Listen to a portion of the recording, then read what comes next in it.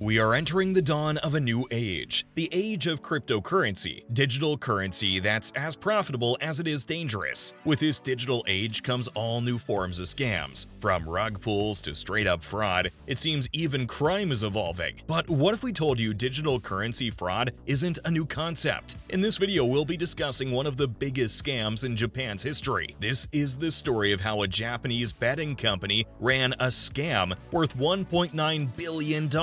This is the story of Katsugi Nami. Katsugi Nami was born on May 19, 1933. Not much is known about Katsugi Nami's past, and to be honest, there isn't any need to. Nami has left a wake of fraud and disaster everywhere he goes, and his resume speaks volumes for the type of person that he is. Take, for example, his first major position in a company, sitting as the vice president of APO Japan Corporation in the 70s. APO Japan Company was a sales and marketing company that dealt with automobile equipment, an overall honest business that Nami was proud to be a part of. That is, until you notice the pyramid scheme. APO Japan Co. became the subject of controversy. Although Nami was part of the pyramid scheme, he unfortunately managed to walk away unscathed. Thankfully, justice isn't fully blind, and APO Japan Co. would eventually go bankrupt in 1975. But although the company ended, this wasn't the end for Nami. If a company could easily scam 250,000 people and get away with it, then there are definitely easy pickings in Japan. In 1973, just a bit before the bankruptcy of APO Japan, Katsugi Nami went on to establish Nozaku Co., which sold magical stones. Yeah, you heard that right, magical stones. Say a lie confidently enough to people who are gullible enough, and they'll buy anything. The lie in question this time would be the stone's magical ability to turn any water source into healthy and all-natural spring water. A claim that was definitely a hoax, but the Japanese customers still bought into it. The company earned more than 2 billion yen per year, earnings that plummeted when the truth finally came out, eventually bankrupting the company in 1978. And this time, Nami wasn't leaving unscathed. Nami was arrested on suspicion of fraud and imprisoned for close to 9 years. But you know what they say, you can't ever keep a bad dog down. After his release from prison, Katsugi wasted no time getting back in the saddle. In August 1987, not even a year after he was released, Nami would establish L&G, not to be confused with LG, the electronics company.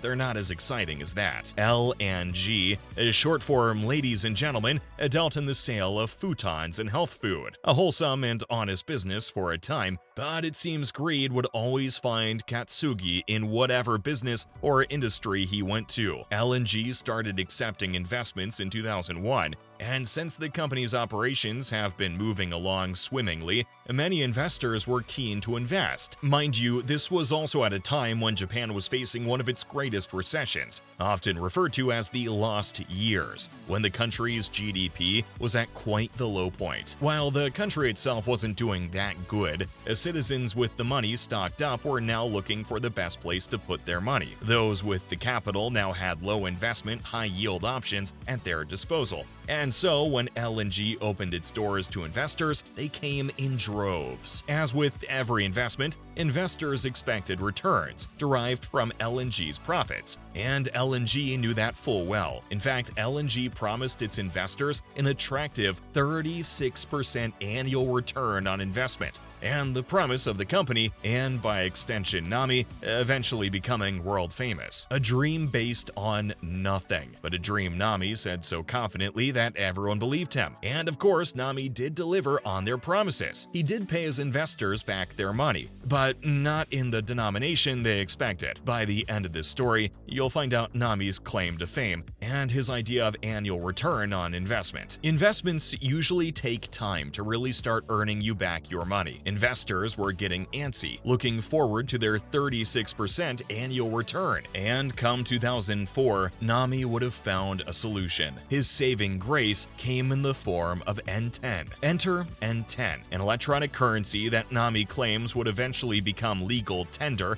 and quite profitable if his investors held onto it for long enough. His source for these claims? Trust me, bro. That's right, Nami was a cryptocurrency scammer even before cryptocurrency was a thing. thing. But to be fair to cryptocurrency, at least Dogecoin was worth a non-zero amount. N10's name is a combination of two words, the Japanese currency yen and the Japanese word for heaven, tengoku. Mix the two together, and what you have is a scam that'll land you straight in hell. Investors who invested at least 10,000 yen or $650 were given additional N10 to pad their annual returns. Nami believed that N10 would become quite valuable as Japan exited its recession era, claiming that in 3 years, their N10 investments would be worth quadruple the amount they were right now. And with N10's fame, Nami would rise too. As the investors waited for the N10 revolution to happen, Nami emphasized that the investors could use their virtual currency to buy from LNG's own online bazaar. They could buy anything from vegetables, food, clothes, jewelry, and of course LNG brand items like the immune system boosting futons.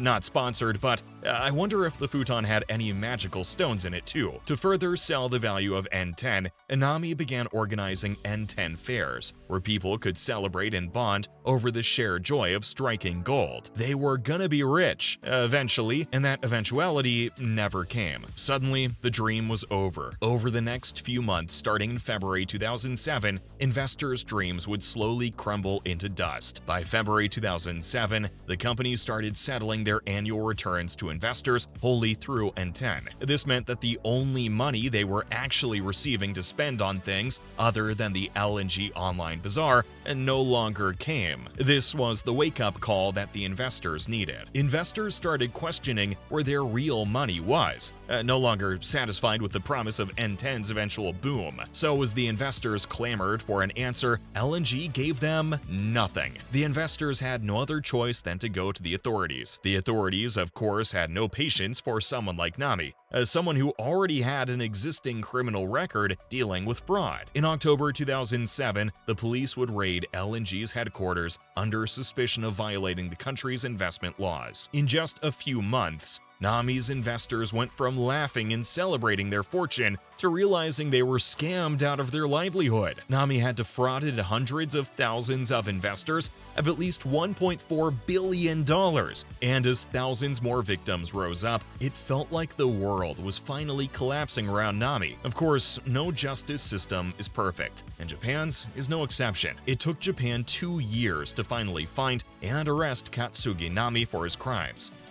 You got me. Nami was arrested on February 4, 2009, along with 21 other executives that also worked for LNG. Nami's arrest would see him unravel, as the confidence that used to rally his followers together revealed itself to be nothing more than misguided confidence of an insane person. Nami was arrested on a lovely 5:30 a.m. morning, sipping his breakfast beer as any sane person would, and having the authorities wait for him to finish his breakfast. This gave him enough time to monologue about his own views live in front of TV cameras, again as any sane person would. Nami pleads innocence, saying that he wasn't a fraud and that his prophecy has just not yet been fulfilled. When asked about whether or not he had any remorse for his victims, he claimed that he was the biggest victim in the scam he organized. In fact, he even did the buyer beware act, saying that his investors should have expected high risk from their high return investment. Nami was sentenced to 18 years in prison for the fraud that he committed. And although Nami was imprisoned, thousands of scammers like him are still on the prowl, looking for their next victim. So the next time you want to make an investment,